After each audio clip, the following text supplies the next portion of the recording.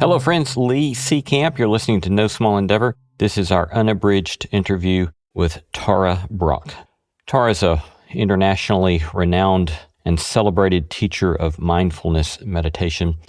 We had the opportunity to interview Tara due to the release of the 20th anniversary edition of perhaps her most well-known book called Radical Acceptance.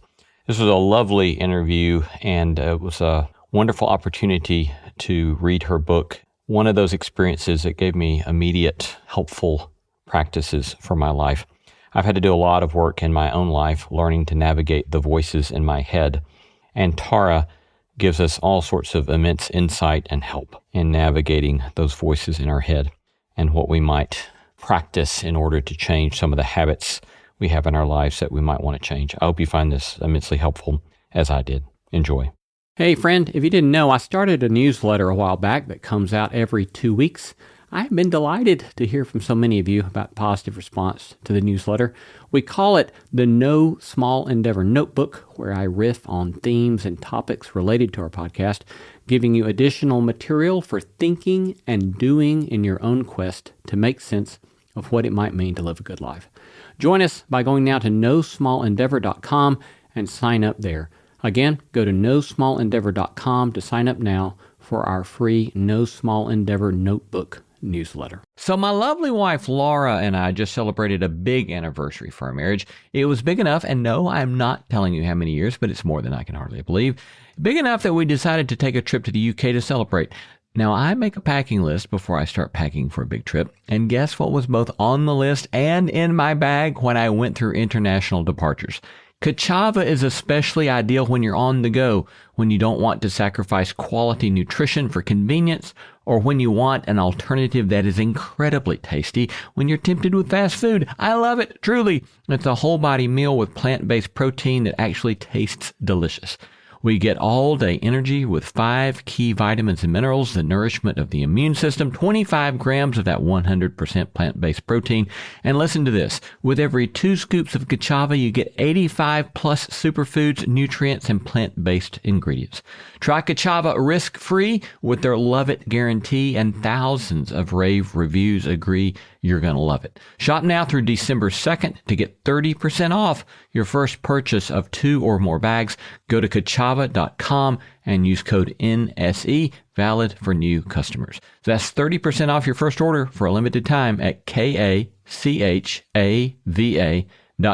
code NSE. That's kachava.com, code NSE.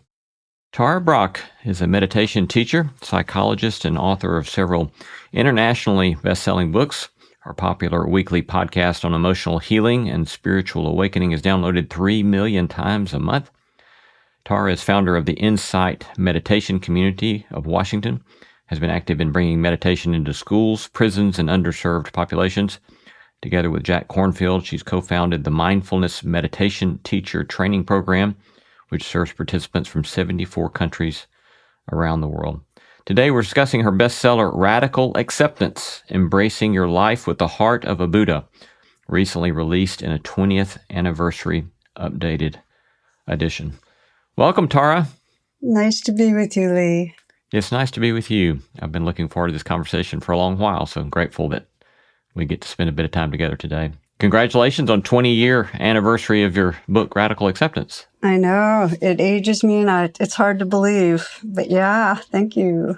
It seems that it has served and helped many, many millions of people, so I'm grateful for your good work. I love the introduction or the inscription on chapter 1, The Trance of Unworthiness, with this passage from Wendell Berry that says, "You'll be walking some night. It will be clear to you suddenly that you were about to escape and that you were guilty. You misread the complex instructions. You are not a member. You lost your card or never had one." Classic Wendell Berry, getting right to the point there. But unpack kind of some of that feeling for us of this trance of unworthiness. Yeah, well, first, it's pervasive. And I call it a trance because, if I was to say to you, okay, Lee, do you think you judge yourself too much? You'd probably go, yeah. And, I do hand raises. Most people know they do. But what we don't realize is how many moments on some level there's this unconscious monitoring, like, how am I doing now? And we have a standard and we're falling short. I mean, I can sense it even in myself this moment, just as we're talking, that there's some part of me saying, am I being natural and authentic, and am I tuned in? And, so we monitor, we feel we're falling short. And on some level, there's a sense of not okay with ourselves. We get to war. We turn on ourselves. I certainly, I've made a lot of progress with that, but I think it was debilitating to me when I was younger, and a sort of deep perfectionism that was certainly fueled for me, at least in part, if not a really large part, by kind of religious perfectionism of the community in which I was raised. But as well, a kind of more general perfectionism, I think, that was often debilitating. And is this for you as well? That's what got me going. I mean, I realized that, and this was when I was in college, it really became conscious.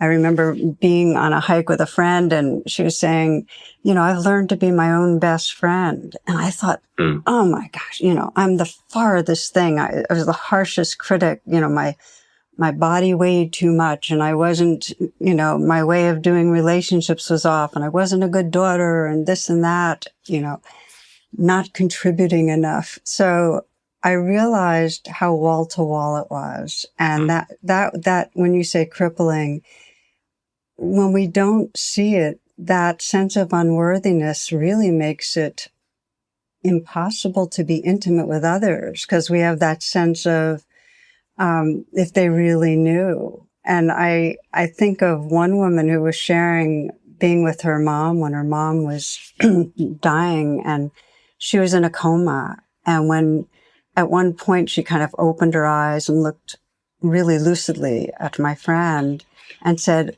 all my life I thought something was wrong with me. Mm-hmm. And then she closed her eyes and she died. And those were her last words. And for my friend and for me just listening, it just seemed like such a tragedy that we can go through decades and on some level feel like we're not okay. Yeah, that reminds me of a episode when I was probably in my early 30s. And at the time I was a staff member at a church, and I was preaching fairly regularly. And one of the interesting tasks that we would do is that as the staff in the church would kind of read through the text that I was supposed to preach that week. And there's this beautiful text in the New Testament out of 1 John, and it has this passage about our hearts. Whenever our hearts condemn us, God knows everything and doesn't condemn us, something to that effect. And when it got around in the circle to me to kind of give my response to that text, I said something like, I have no idea what it would be like for my heart not to condemn me. And there was a friend of mine who was on the staff, an older man who I love, and he turned and he said, in a very non-shaming way, he said, Lee, where do you think that's coming from? He said, I don't think it's coming from us. Where do you think it's coming from? And that actually led to my resignation from that post, because I realized I really needed to deal with that. Wow, that's powerful. Just to sense how much it impacts your whole life. Yeah. Yeah.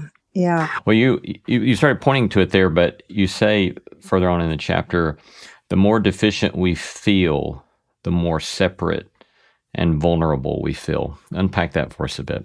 Yeah.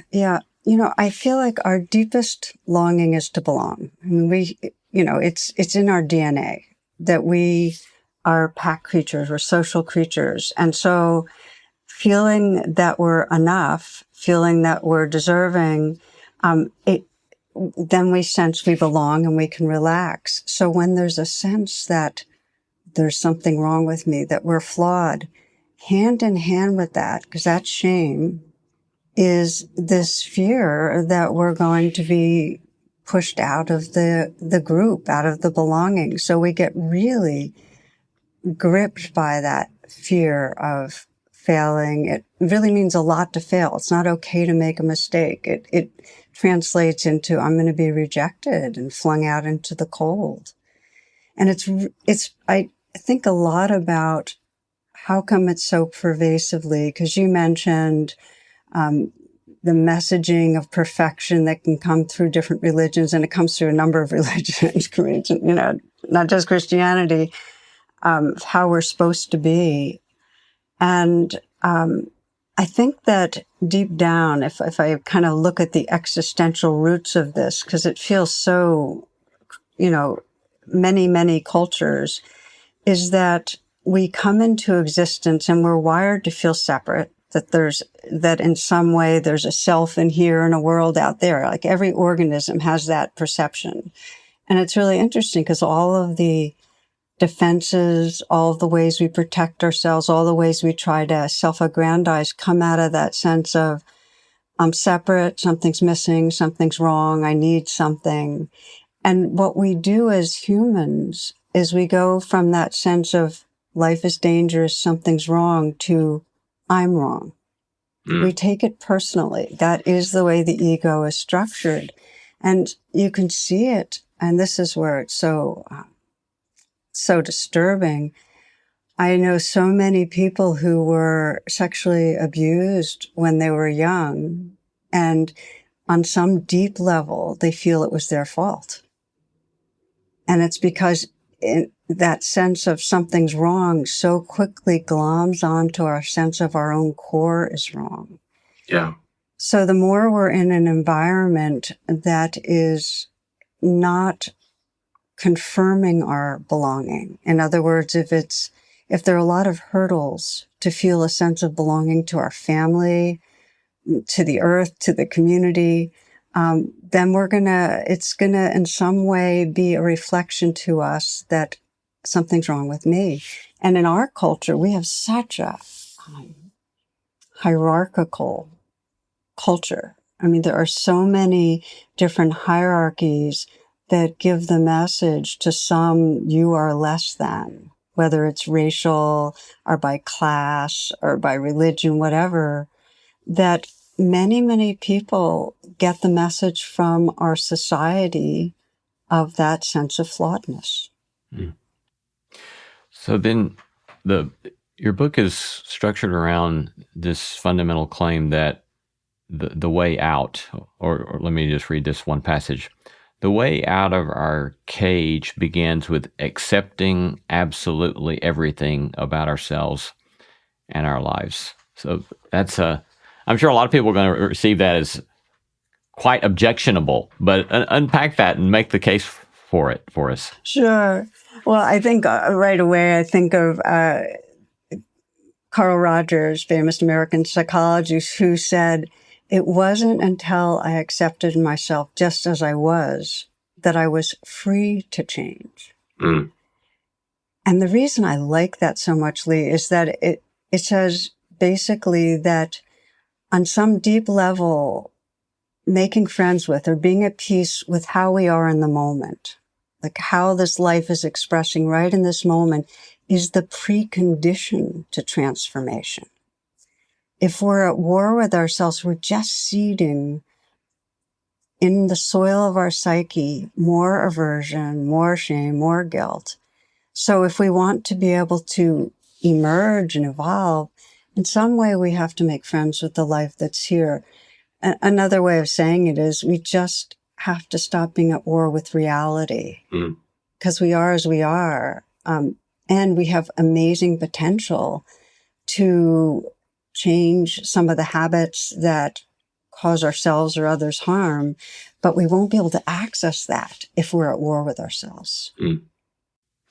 Yeah, as I've thought a lot about that particular chapter, the way I think it resonates deeply with me is I think when I would have certain things about myself and I would say, I will never do that again. And I would kind of be in this war with myself. I inevitably did it again. And then that just further fueled shame and self-hatred. that seemed to make it all the more difficult for me to get out of the behavior I wanted to get out of. And I hear you saying it's that very frame that has to be set aside and a new frame given to think about our reality that then makes that freedom possible. That's Is that accurate? Beautifully said. I mean, I think of it like we have to love ourselves into healing.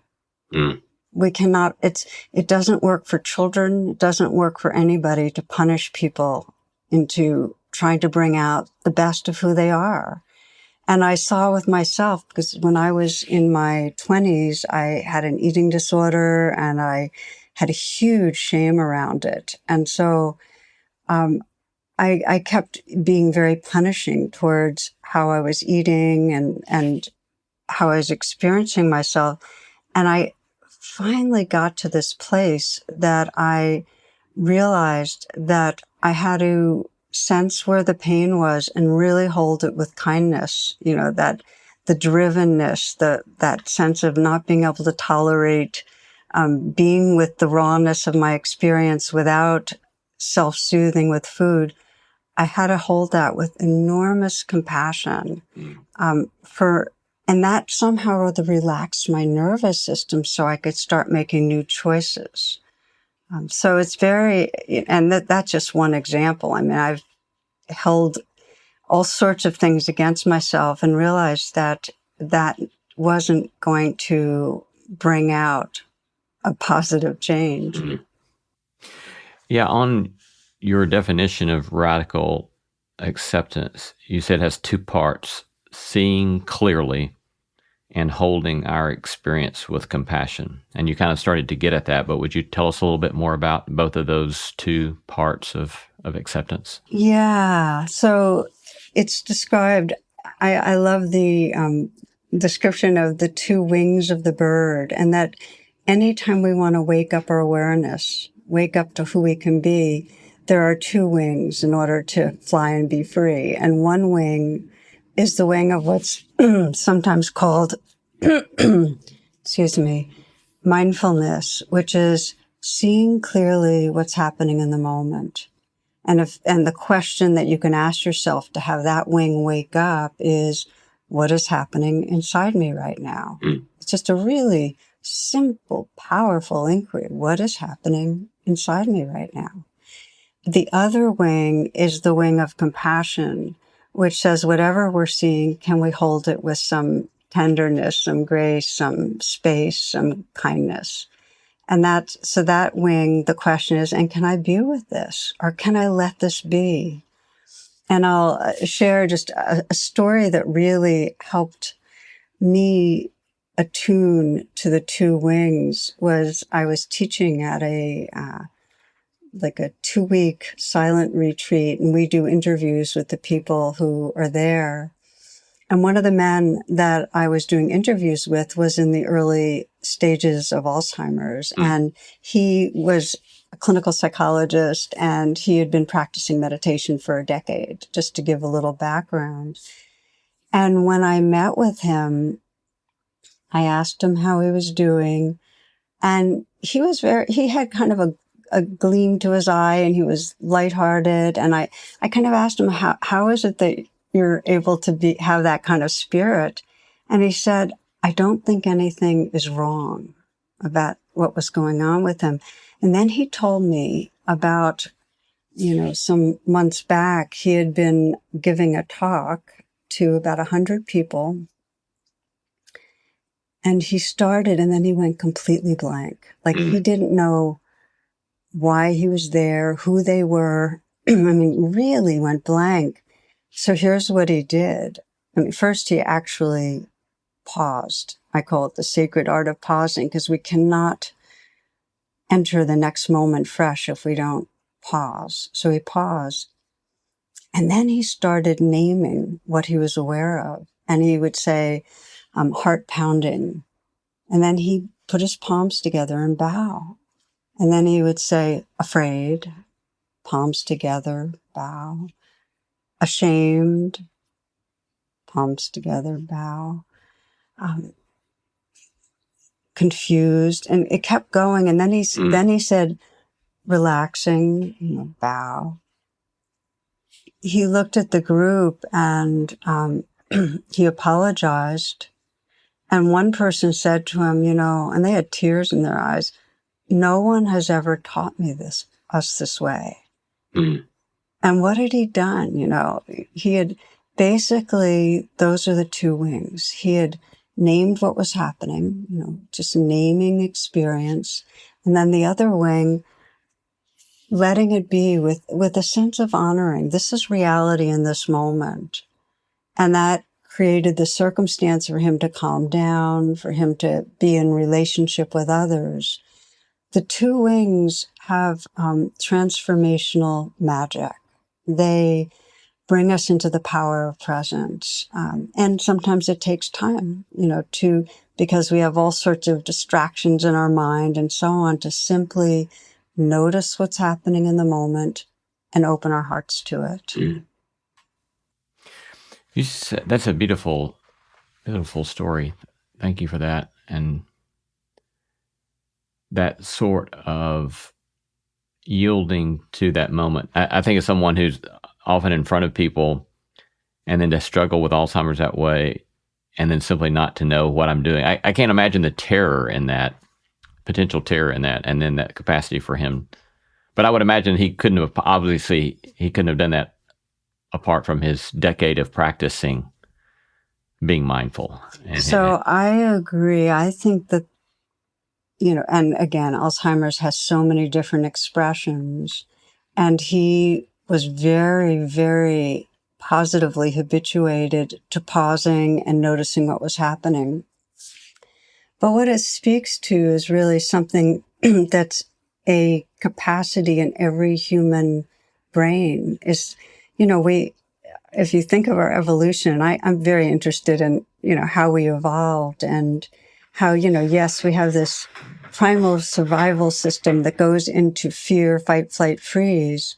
And the more recently evolved part of our brain has in a built-in hardwired capacity for mindfulness, for metacognition, for seeing what's going on, to be able to notice what's going on so we're not as in the grip of it. Mm. And we also have a built-in neural network that's all based on tuning into each other and compassion and empathy. So the way I think of meditations, and this is beyond any particular religion, but meditation meaning training our heart and mind, is that we're actually strengthening the most recently evolved parts of our brain with these capacities to see what's happening in the moment and relate to them with love, with care. Hmm.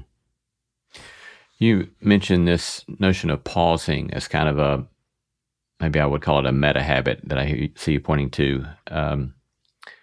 And I think even though I've worked at that through the years, I realize how poorly I can fall back into forgetting to pause. And my own work right now, I'm in a season of very intense work. And so I'm seeing my anxiety tick back up. And just this week, having been reminded by your work to pause, it's amazing to begin to become aware of how much tension I have in my chest, how I'm crunched my shoulders over, how tight everything is, and just to not even be aware of that kind of physical reality until I pause and pay attention to it. And as you say, then the pause allows me to make different choices about setting my shoulders back, breathing into my chest, and so it's fascinating how much good can come from simply pausing. Thank you for that. You just helped me to put my shoulders back and down, and I just started breathing more deeply. That was a very good induction. I appreciate that, Lee. It's magic. I mean, that's why I call it the sacred pause, because, our lives are such a kind of tumbling into the future, and it's driven by fear. It's the survival brain. So part of the reason we don't pause is because, as you just described, initially what happens is we start getting in touch with that clenching that's going on inside, a mental clenching and physical clenching. And and the first expression of it is it's unpleasant. But if we even pause for a minute, and that's what's so cool. This is not like an arduous exercise. If we just even pause and take 5 long, deep breaths, it entirely changes our physiological state. It's really magic. Yes, it is. It is just fascinating. I want to go to fear, but not quite yet. Would you discuss? I think the distinction you draw is between pain and suffering, and others I've heard draw a distinction between suffering and misery, but I think they're pointing to the same thing as I understand it. But then let me share how I understand what you're saying, and then you teach us a bit more about this. As I understand it, the idea there is to make a distinction between our fundamental experience that as mortal, physically embodied beings, it's inevitable that we're going to have some sort of pain, some sort of difficulty, some sort of thing that we experience as troubling. And then there's the sort of mental story we tell ourselves or obsess about that pain. And that awareness of that distinction can alleviate a lot of the turmoil that we experience about our inevitable pain. Is that accurate?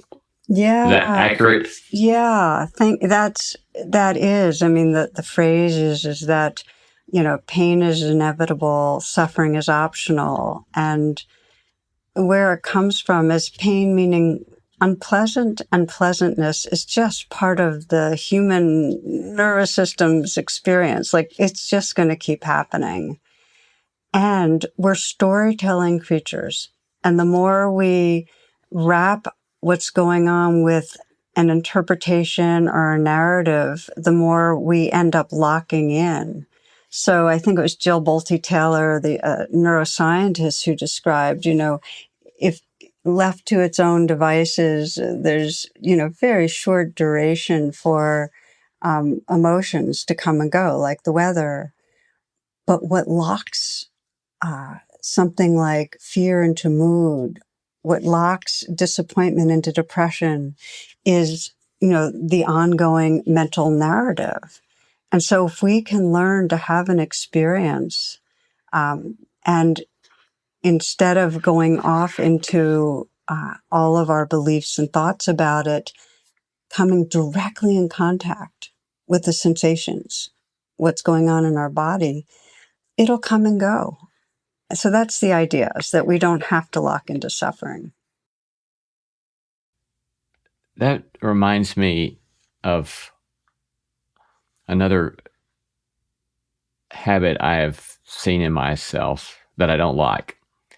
And that is when I've tried to practice mindfulness and a sort of acceptance of pain or sadness, I find myself sliding too often. A lot of judgments here, but so you can help me, Brett. I find myself sliding from acknowledging the pain of sadness into self-pity. And it seems this distinction that you're making ought to help me with that somehow, but help me unpack that. Well, let me ask you, is there something right now that's going on in your life that you are feeling that about, that it's a difficulty, but then it ends up, kind of collapsing into self-pity? I would say that there's something going on right now that could be a temptation to me. I haven't fallen into it yet around what's going on at the moment, but yes, there's definitely something there that I could fall prey to that. So if you wanted to explore practicing so that, you bring that situation to mind, and let's say we'll talk about the 2 wings again, since that's a simple way, that you would ask yourself, in that situation, what is it that I'm experiencing right now? Like, what's the most predominant feeling? Do you have a sense of what feeling comes up with the situation? Fear, mostly. Okay. And then what happens when you ask yourself, and can I let this be, or can I just be with this as it is right now?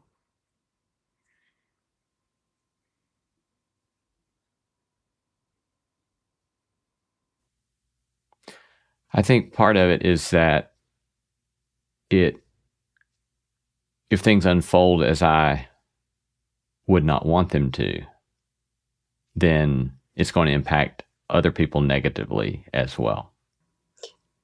Right. So that's the nature of fear. Fear is anticipating something going wrong.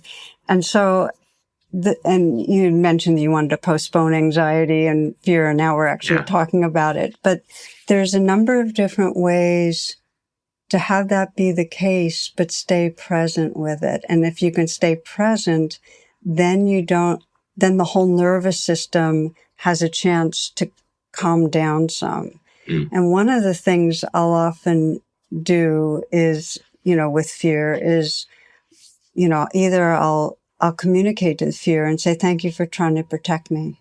I'm okay right now. We're okay right now, this moment, but thank you. And just acknowledge that the fear in us is really trying to help us.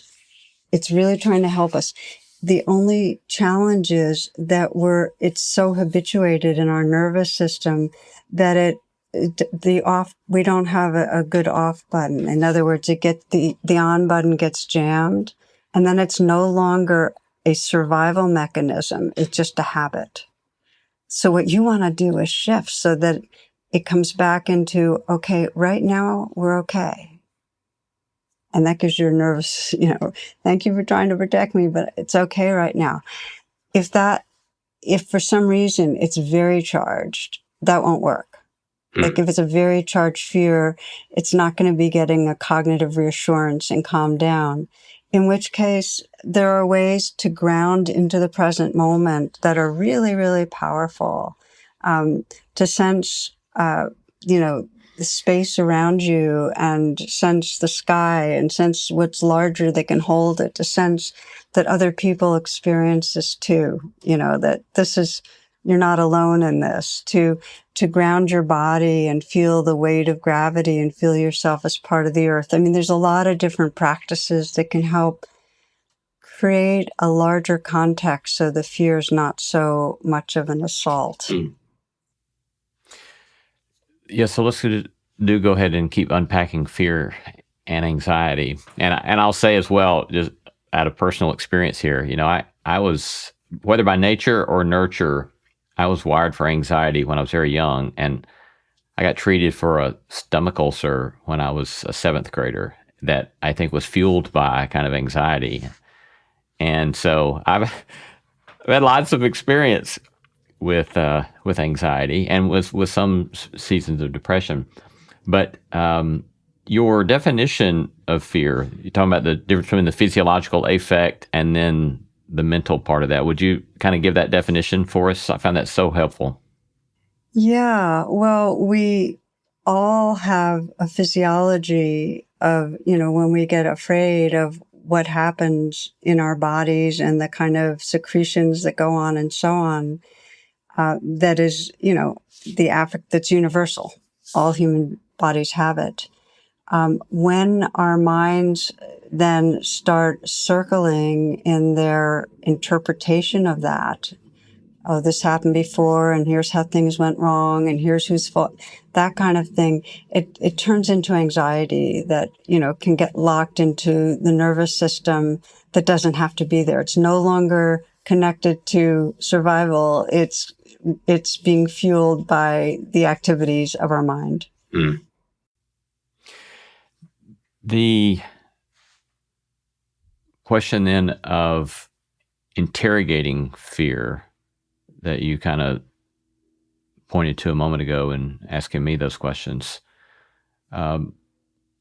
Teach us a little bit more about that, about what can it look like for us to continue to interrogate fear? Sure.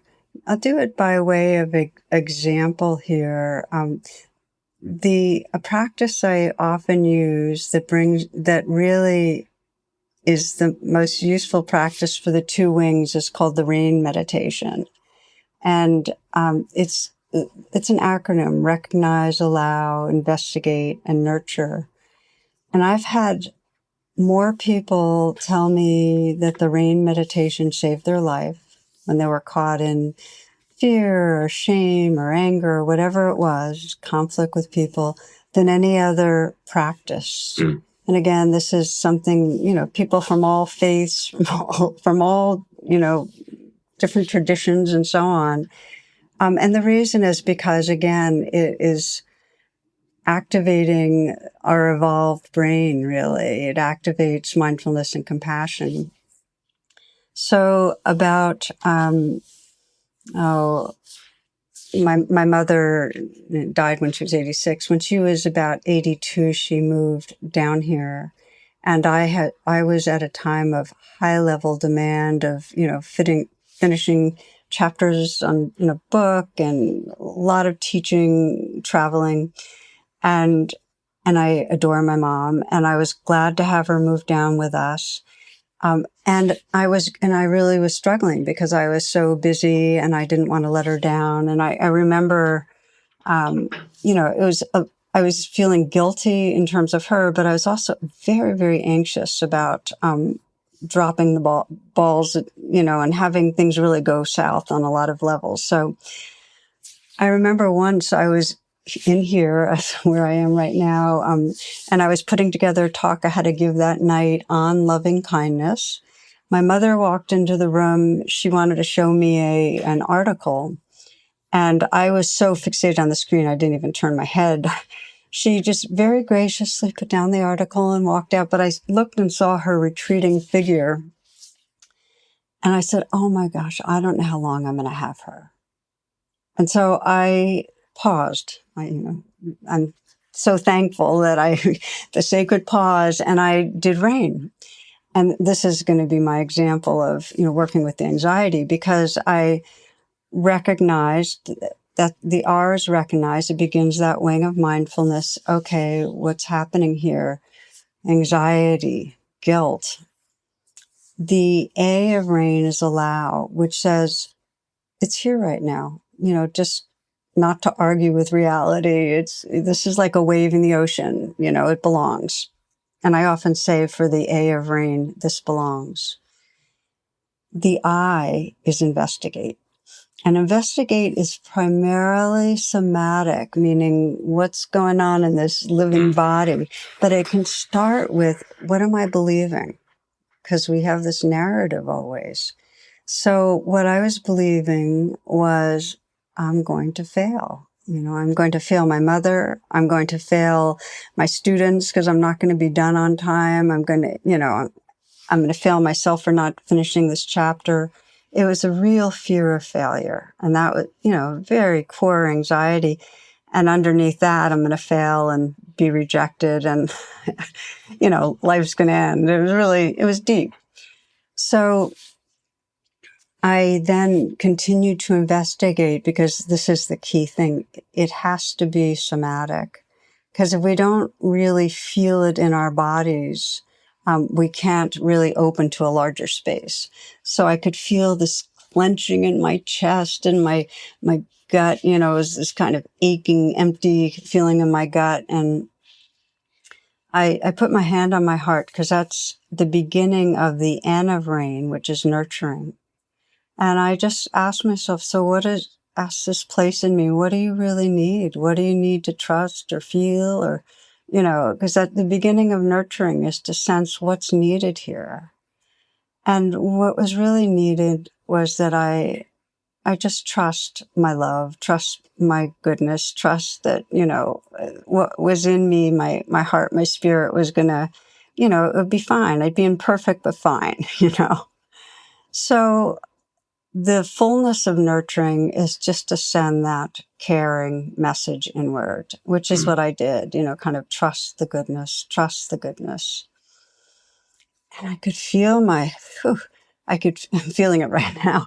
I could feel the space open up, but it was like in the moments of just seeing what was happening and offering kindness, there was more of a sense of openness and spaciousness and clarity and tenderness.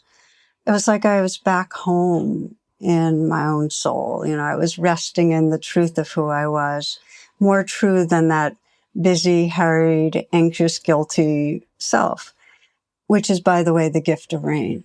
It's a homecoming to the truth of who we are.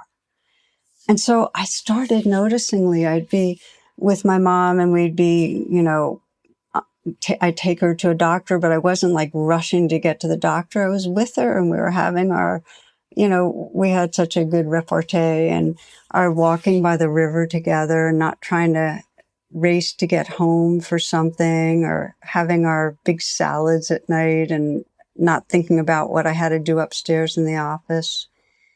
And she probably died about 4 years later.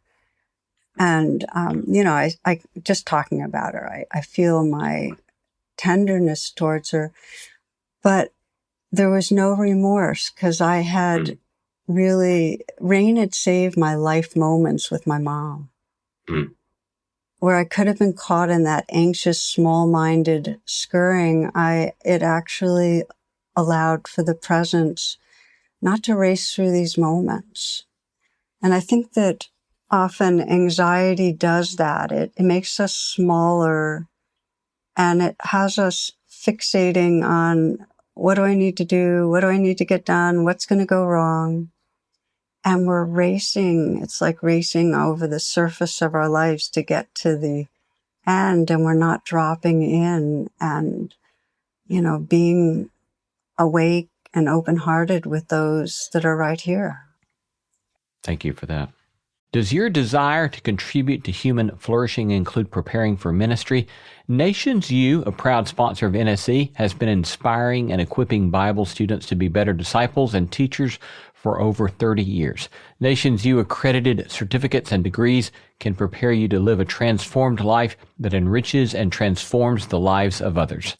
Self-paced and affordable, you can begin right now. Nations U is offering NSE listeners an exclusive 50% off on your first quarter of study.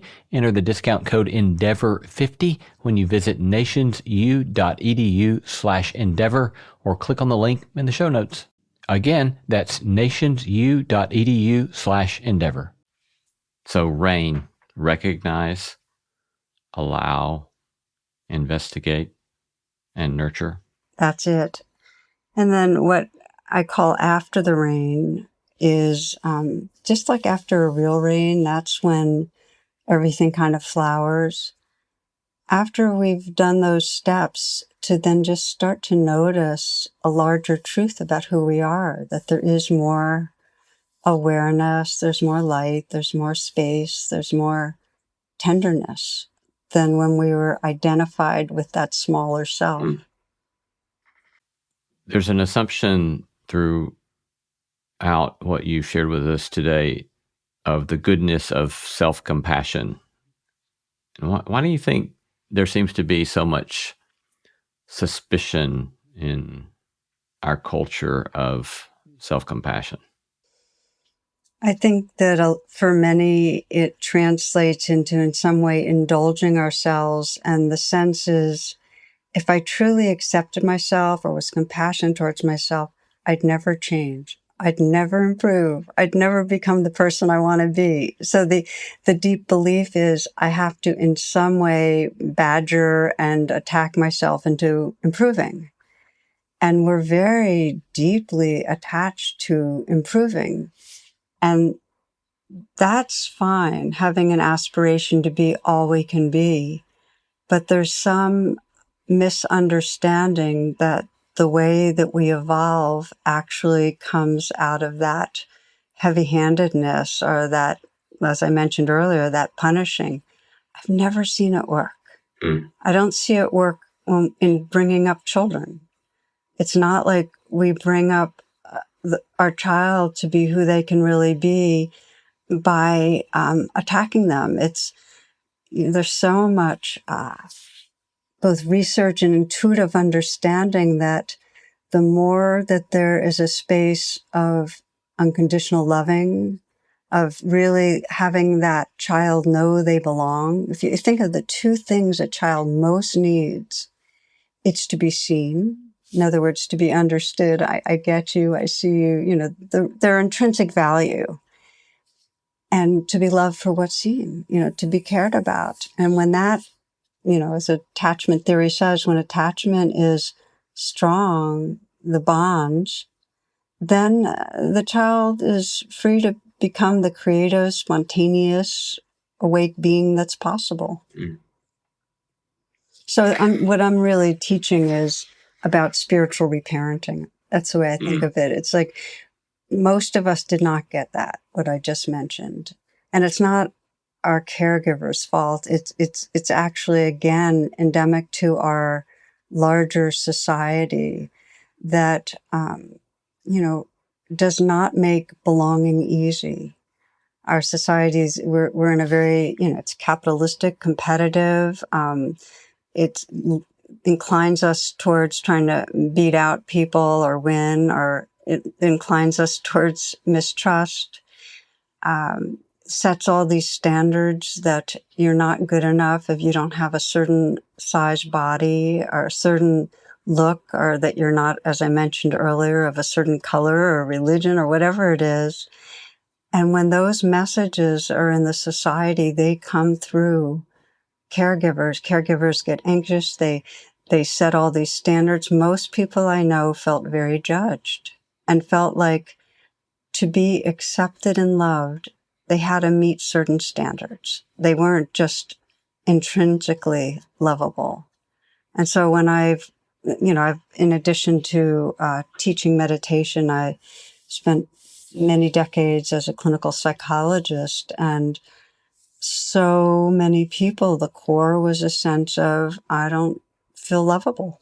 I don't feel lovable. I don't feel worthy. And it's because of the messages from caregivers that are critical and judgmental versus compassionate and accepting. In thinking about our response to fear, you have a quote from Charlotte Beck at the opening of your chapter on fear. It says, "We have to face the pain we have been running from. In fact, we need to learn to rest in it and let its searing power transform us." And that reminded me of another episode in my own life. Probably a decade ago, I had one particular fear that I was just having a very difficult time facing. And a friend of mine in a group that I'm in one day said something like, he said, if you're at the beach and you're in the ocean and the waves are coming in and they're strong waves, he said, if you turn to the side or you turn your back on it, is much more likely to get knocked down, and it's a little easier to get through it if you'll just dive right into the wave and let it flow over you. And I found that so helpful, and I hear you saying a similar sort of thing of it's actually letting ourselves experience it and then see what it might teach us or what we might learn through allowing ourselves to be in that. Yeah, thank you for that metaphor. That's a powerful one. With a wave, if you actually try to get away from it, it really crashes on you and you get rolled. But if you dive in, it's fine. And this is, what we resist persists. And what we can open to, we become the openness, the space that it can move through. It really is weather. But it takes training to do that. And the challenge is sometimes fear is too strong. Sometimes it's traumatic fear. And trying to dive into the wave doesn't work because if it's traumatic fear, we can get overwhelmed. So there takes some discernment if it's going to be too much. Instead of diving into the wave, we need to resource ourselves. We need to get buoys. We need to have, safety anchors, something. And that's more what I was talking about earlier. We need to learn to ground ourselves. We need to call in our mind, whatever person or spiritual figure feels protective. There are a lot of different processes, and I can kind of share a little more on those. But if the fear isn't too overwhelming, the healing comes from being with what's here. And I know for myself, one of the times I was most frightened, I was in a hospital. I went through about 6 years of a kind of spiraling downhill of illness, and really didn't know what was going on. I'm much better now, but I was losing my mobility. Before that, I was very completely fanatic about exercise and sports and everything. And, I was just losing all these capacities. So I was in a hospital unit for cardiacs. They were wondering if it was something with my heart.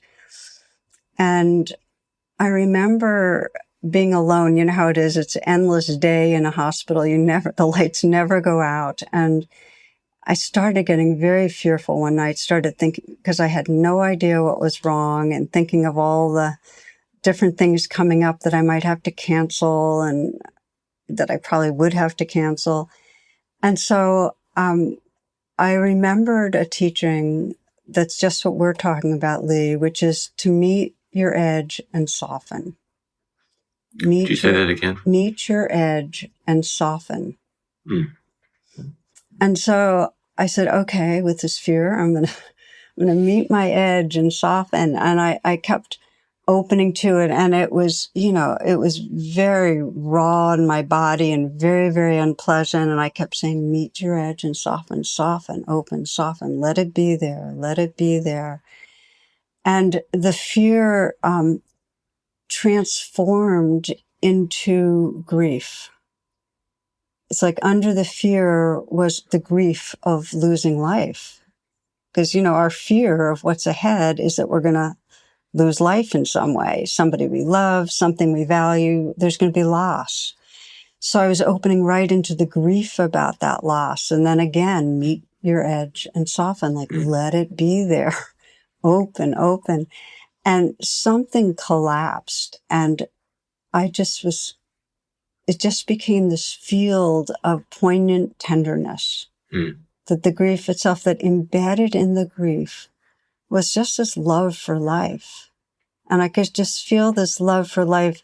It was a very timeless kind of love. It wasn't holding on to a particular thing like I want to be able to do this event.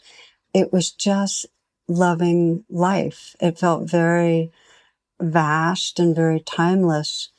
And that space made it possible. I kept for the rest of the time I was in the hospital and afterwards, every time I'd do that process of meeting my edge and softening and really opening to the fear, I could feel behind it that grief and that love. And I really found that there was a very alive, spacious field that had room for the changing weather. So through my life, I've been deepening that process of going right into the wave in that way. It's the same idea. Meet your edge and soften. Yeah. Another counterintuitive, perhaps to many, approach that you take is in your chapter on desire. And that rather than meeting desire with aversion or suppression, as is often the case, you're suggesting that, again, we interrogate it and or we discover what's underneath the desire that actually may lead us to a greater freedom. Matter of fact, another one of the great quotes that I love from your book, from D.H. Lawrence: men are not free when they are doing just what they like. Men are only free when they are doing what the deepest self likes. And there is getting down to the deepest self. It takes some diving. But would you unpack this notion of desire for us? Yeah. There are so many, and this comes from many religions, the sense that there's that humans are evil and that our desire is getting us in trouble, and we've got to have all our antennas up and our shields up and so on to watch out. And My experience is that every emotion we have is intelligent, and that the basic energies of our emotions, including passions, are life, loving life. They come from love. They get distorted and confused and cause trouble, but they come from love. And desire comes from love. It's a love of life. Now, there's no question it can turn into addiction and be destructive. So clearly there has to be mindfulness. But I find what is so powerful is what I call tracing back to the core of the energy. So if I'm having desire for something, and instead of thinking of the object, whether it's food or another person or a success in something or whatever, I make what I call the U-turn, and I go right back into the feeling of the desire. And I ask the question, what is it I'm really wanting? What am I really longing for? What is it my heart's really longing for? What I find is that I'm longing for love. I'm longing to be one with love, whether we call that one with God, one with spirit, one with the universe. I'm longing for that belonging. And then if I keep going in and in, I actually come to the experience of that belonging. It's as John O'Donohue put it so beautifully. He said, prayer is the bridge between longing and belonging. Mm. And the more we go in and in and in, the more it's really love calling us home. But it gets mistaken as desire for an object out there. And so what I like to teach in terms of bringing more awareness is to just sense right into the heart of the desire. What are we really longing for? And it takes some time. It takes some digging, as D.H. Lawrence said, because we're so habituated to thinking that what we want is the recognition, or what we want is that person out there. Whereas what we really want is an experience, and it's an experience of communion. Mm-hmm. Yeah. Beautifully said. Yeah, I think in the Christian tradition, there's this sort of, on the one hand, a moralistic fear of desire, fear of pleasure. And then what I find much more helpful is in the kind of virtue traditions, going back to somebody like Aquinas, or going back to Augustine, or going back to even Aristotle, is this sort of notion that a virtue like temperance, for example, is not about squelching pleasure. It's about enjoying pleasure all the more. And that you can fall prey to one of two vices with regard to pleasure. You can fall prey to abstemiousness and fear of pleasure, or this overindulgence that can lead to bondage and addiction. But there's this sweet spot where it's trying to help us realize how beautiful and wonderful and pleasurable life and love and relationships and the body is and can be. And I hear you saying a very similar thing. It is. This is, and part of what I'm enjoying in talking to you is that this is the wisdom, the common wisdom of different traditions, the perennial philosophy, really. I mean, the Buddhists would call it the middle way, that not to grasp and not to push away. And what that takes is presence. So if we can train ourselves in that wise abstinence, where we're not grasping after, but we're creating space, or William Blake would say, to not try to grasp at the joys that flies by. This is open-handedness that enjoys it in the moment and then lets it go. I learned the phrase, I guess, from Pema Chodron, and from her book, I think it was called When Things Fall Apart. And she talks about in meditation to neither repress nor indulge, I think is her phrase. Yeah. That was so super helpful. And that the kind of process of meditating, desire, fear, whatever can come along, and I don't have to jump on the boat, but I can observe the boat, and I don't have to have aversion towards the boat as it flows down the stream of my consciousness. So, yes. So yes, and it's such an invitation because so many of us, if we're grasping, we're not really enjoying life. If we're pushing away, we're not enjoying life. And joy is such a capacity that we don't nurture. And the joy comes from that open-handedness. Let me turn to a question of critique of Buddhist traditions that I've heard and see what you might say about this. Yeah. I mean, one that I've heard is that to practice this way of life facilitates or engenders a sort of lack of care for historical, cultural realities, especially of oppression. Is that fair at all?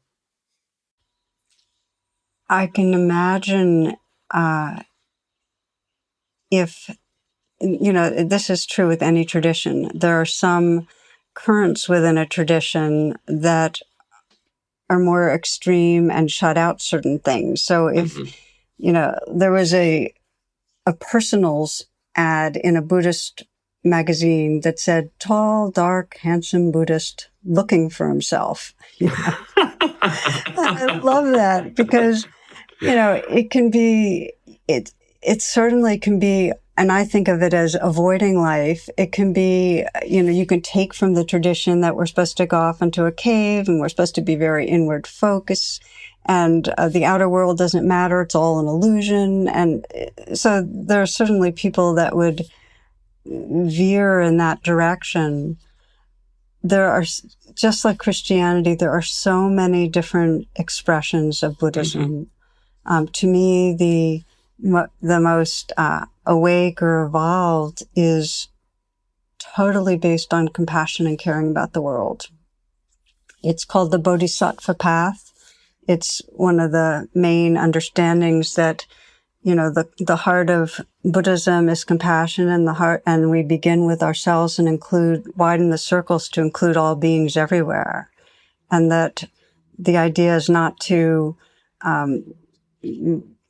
go into nirvana and leave this existence. It's to open our hearts to include everybody and know that because this is an interdependent world, everybody's a part of our heart, and that the only real freedom is when everybody's free. And that's much more of the tradition that is appealing to me. Yeah. That reminds me of another thing I learned from Pema Chodron, which I think is a widespread Buddhist practice, meditation practice of Tonglen. Would you describe that for us? Yeah. So if our habitual conditioning out of fear is when we encounter pain to push it away, and when we feel a moment of pleasure or something good to grasp on, Tonglen deconditions it. Tonglen is a compassion practice that helps us feel our connection with all beings. So the way we would practice is that in a moment that you bring to mind something that is really difficult and painful, let's say many people right now are feeling kind of the horror of the violence that's going on in the Middle East right now.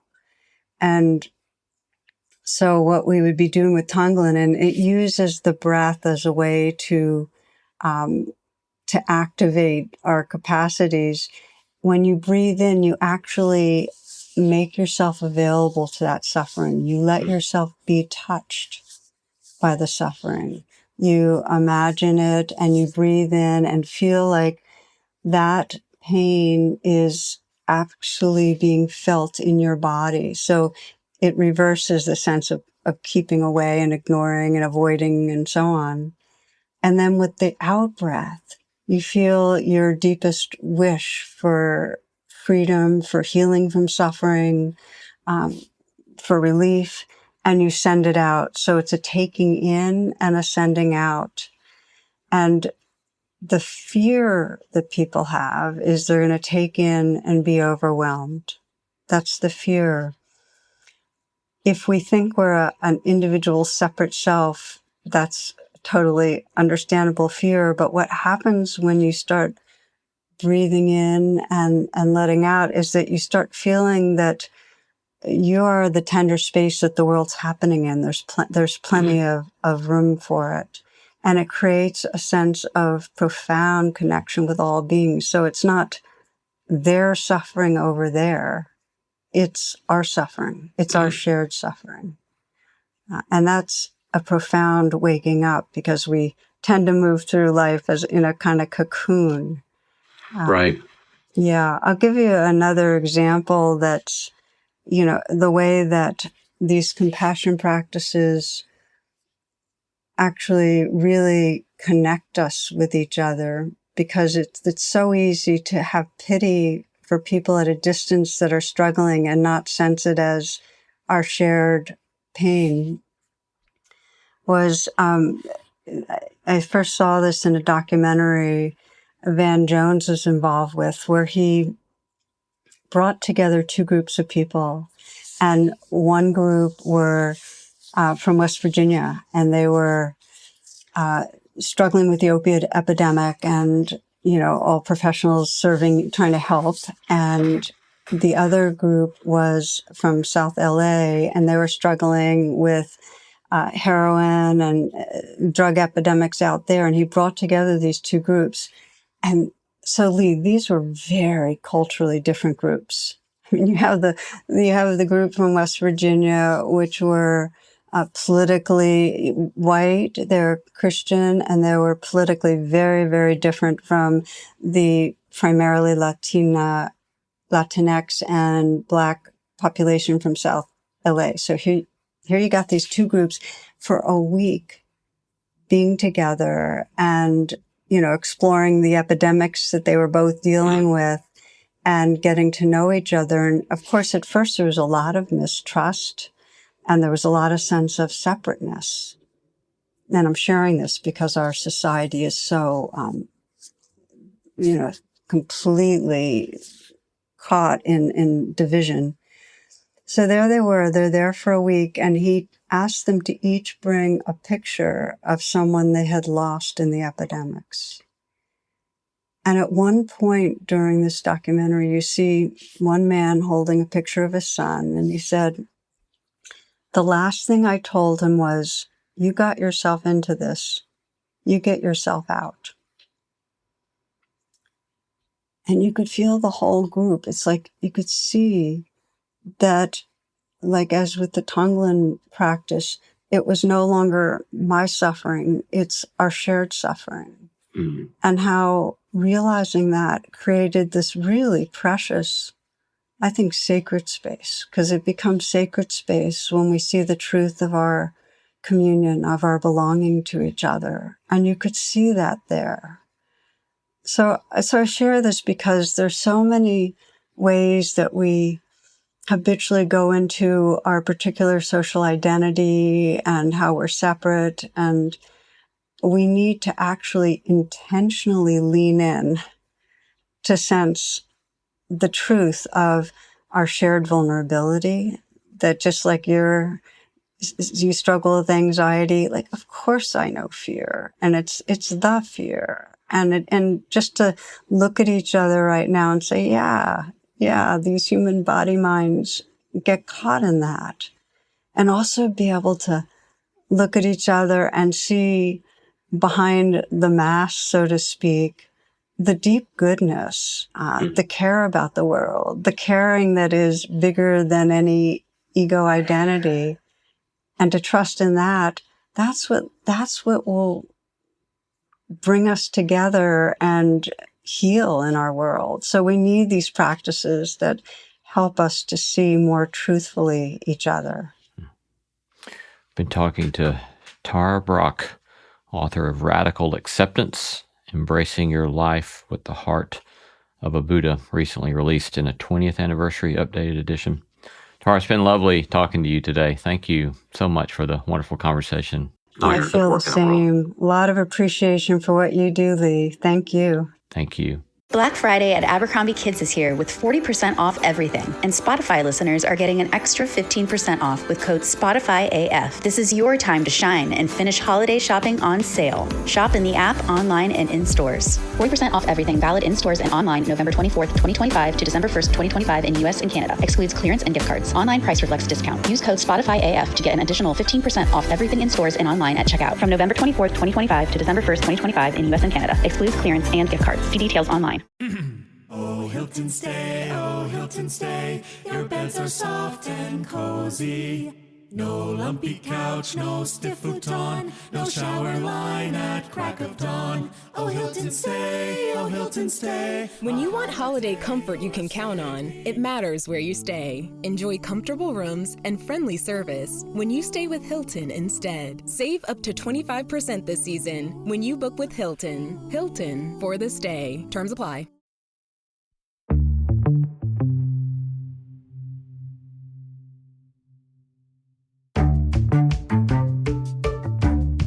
Our thanks to all the stellar team that makes this show possible. Christy Bragg, Jacob Lewis, Sophie Byard, Tom Anderson, Kate Hayes, Mary Evelyn Brown, Carrie Ed Harmon, Jason Cheesley, Ellis Osborne, and Tim Lauer. Thanks for listening, and let's keep exploring what it means to live a good life together. No Small Endeavor is a production of PRX, Tokens Media LLC, and Great Feeling Studio. Hey, Ryan Reynolds here. Wishing you a very happy half-off holiday, because right now Mint Mobile is offering you the gift of 50% off unlimited. To be clear, that's half price, not half the service. And Mint is still premium unlimited wireless for a great price. So that means a half day, yeah? Give it a try at mintmobile.com/switch. Upfront payment of $45 for 3-month plan, equivalent to $15 per month required. New customer offer for first 3 months only. Speed slow after 35 gigabytes if network's busy. Taxes and fees extra. See mintmobile.com.